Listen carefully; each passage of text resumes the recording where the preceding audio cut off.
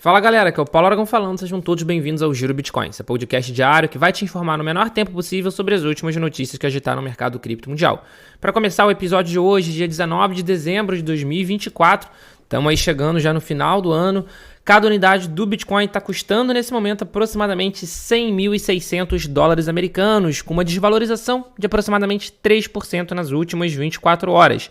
Já o Ether, segundo maior criptoativo do mercado, está tendo uma desvalorização ainda mais expressiva, na casa de 5,5% nas últimas 24 horas, com cada unidade cotada nesse momento cerca de 3.600 dólares.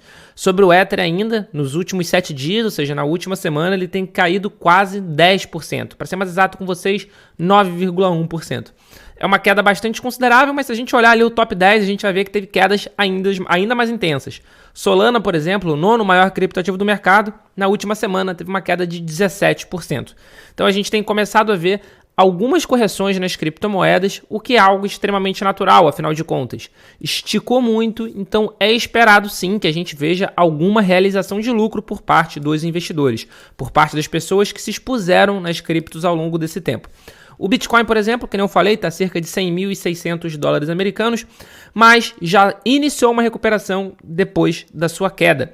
O Bitcoin no dia de ontem, na noite do dia de ontem, na noite do dia 18 de dezembro, ele chegou a cair abaixo dos 100 mil dólares, chegou ali a beijar quase os 98 mil dólares, ele foi para 99.100 e já conseguiu se recuperar, já voltou para 102 mil, agora voltou para 100. Então a gente está tendo um momento de muita volatilidade. E essa volatilidade está acontecendo na esteira, na sequência do anúncio do corte de taxas pelo Federal Reserve, pelo Banco Central Americano. No dia de ontem teve um anúncio justamente do Fed anunciando o corte de taxa de juros dos Estados Unidos. Mas, de qualquer forma, esse corte já era esperado e isso seria algo que, em teoria, beneficiaria o Bitcoin. Afinal de contas, se tem uma menor taxa de juros básica, a menor taxa de juros, o que vai acontecer? Uma corrida, um direcionamento para a renda variável. Então, o renda fixa ele vai se tornando mais desinteressante, ou seja, menos interessante, e parte desse capital vai migrar para a renda variável. Mas, de qualquer forma, o mercado cripto no dia de ontem não reagiu tão positivamente a esse corte de juros. Por quê? Não por causa do corte de juros em si. O corte de juros é sempre benéfico, mas por causa das projeções do Fed. Aqui essa matéria aqui do Guia do Investidor, inclusive o Danilo Igliori, economista-chefe da Nomad, destacou que as novas projeções do Fed indicam maiores dificuldades no processo de desinflação, o que implica em projeções mais modestas sobre o ciclo de corte de juros. Abre aspas. Ficou claro que apesar dos progressos realizados, as preocupações com a evolução da inflação estarão conosco em 2025, não apenas por conta dos indicadores de 24, mas também pelos potenciais impactos das políticas econômicas anunciadas pelo presidente eleito Donald Trump. E vai bastante ao encontro do que, por exemplo, o analista da Foxbit, o Beto Fernandes, também falou aqui para o Guia do Investidor. Abre aspas, o que chamou a atenção dos investidores foi a falta de harmonia na decisão, já que ela não foi unânime. Além disso, as expectativas para 25 não soaram as mais positivas. Fecha aspas. Ou seja, o que o mercado viu foi: caiu, mas talvez a gente não tenha um ciclo tão forte de queda ao longo de 2025. Vale ressaltar que não foram só as criptos que tiveram queda no dia de ontem. As stocks, o mercado financeiro tradicional americano, por exemplo, também teve queda, com as principais ações tendo retração, justamente por causa desse relatório, desse reporte do Fed, que provavelmente em 2025 eles ainda vão combater a inflação e com isso não vai poder fazer um corte de taxa de juros muito acentuado. De qualquer forma, o que não mudou, o que isso não influenciou negativamente, digamos assim, foi o interesse por parte dos institucionais no Bitcoin e nas principais criptomoedas. No dia de ontem, os ETFs de Bitcoin Spot tiveram mais um dia super positivo.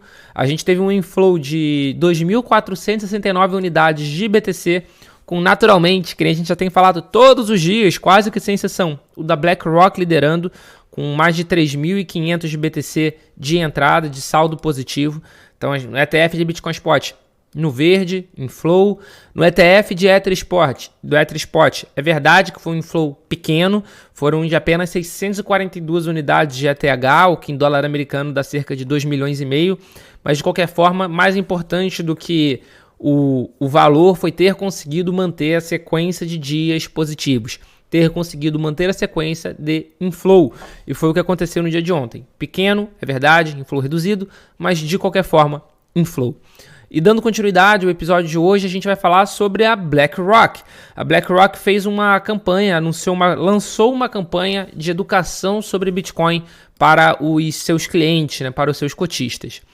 É bem interessante a campanha, mas um dos pontos que mais chamaram a atenção foi um debate antigo, até certo ponto já defasado, que eles voltaram a levantar.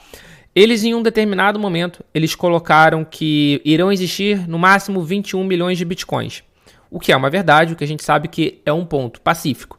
A quantidade de supply máximo do BTC vai para 21 milhões.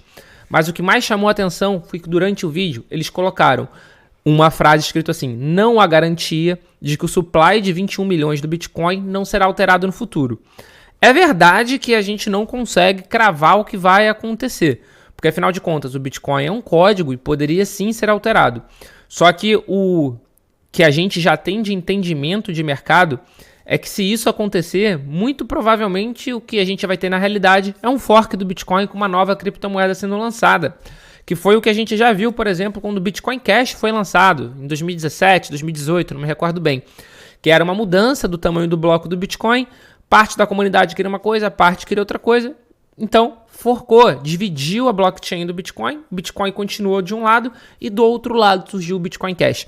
Então, se por um acaso alguém quiser aumentar o limite de 21 milhões do Bitcoin, o que a gente vai ter é uma outra criptomoeda. Não vai ser o Bitcoin. O Bitcoin ele vai continuar existindo. Inclusive, essa é até a frase aqui desse analista, escutado pelo Cointelegraph, né? Desconsidere isso. Elimine esse limite e você não terá mais Bitcoin. Você poderia também perguntar o que seria necessário para transformar o Bitcoin no PayPal. O que ele quer dizer é justamente isso, né? Que se você tirar esse limite de 21 milhões, você vai lançar uma outra criptomoeda. O Bitcoin, a blockchain do Bitcoin vai continuar existindo na dela, com um limite de 21 milhões. Se por um acaso algum grupo de desenvolvedores quiser alterar esse limite, o que vai acontecer é que eles vão lançar uma outra criptomoeda, eles vão lançar um fork do Bitcoin. Então, apesar desse debate da BlackRock ter sido, no passado, um debate até forte, hoje em dia já é algo ultrapassado. Muito provavelmente eles colocaram isso por questões regulatórias, não duvidando da capacidade do Bitcoin de permanecer com isso inalterado.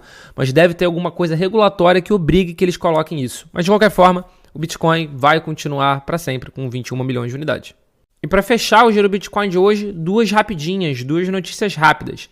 El Salvador está prestes a tornar voluntária a aceitação de Bitcoin por comerciantes, desfazer seu envolvimento com a pouco utilizada carteira ativo e limitar o engajamento do setor público em atividades econômicas relacionadas ao Bitcoin, como parte de um acordo de empréstimo de 1,4 bilhão de dólares com o FMI. A nação da América Central vai receber esse dinheiro ao longo de 40 meses após concordar com medidas destinadas a reduzir sua relação dívida-PIB, disse o credor global em um comunicado de 18 de dezembro.